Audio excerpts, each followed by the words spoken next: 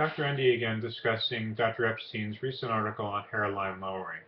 Dr. Epstein also discusses the appropriate candidates for hairline lowering, as I have discussed in my article and all throughout my website.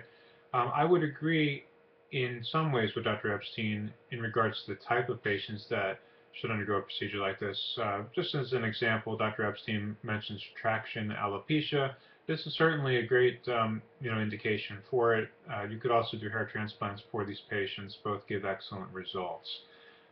One thing I do not agree with Dr. Epstein is that anyone who potentially can have progressive loss should not undergo a procedure like this. And that really doesn't make much sense, because if you're going to do a procedure to lower somebody's hairline, it doesn't matter whether you do hairline lowering with a surgery or with the hair transplant technique, because if the patient is going to progressively lose hair, you're still going to have to do something in the future to fill in the gap.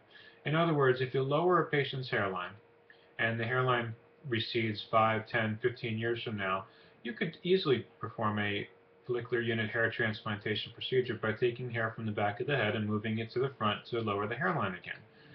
In addition, if you had chosen originally to do a hair transplant procedure to lower somebody's hairline and there was a gap in between the leading edge and the posterior edge, you could just do hair transplants into that gap, just like you would do on a patient who had any other type of progressive loss. So I do not agree that the hairline lower procedure cannot be used in a patient who might have progressive loss. But I do think that this should be part of the preoperative discussion, should be discussed in multiple ways and put in writing, because the patient needs to know that they may be your patient lifelong and need future procedures.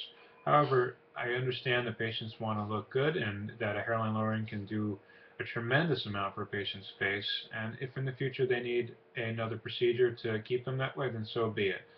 It just should be considered a maintenance thing at this point. No procedure should be a be-all, end-all, although this procedure very often is for patients who don't have progressive loss.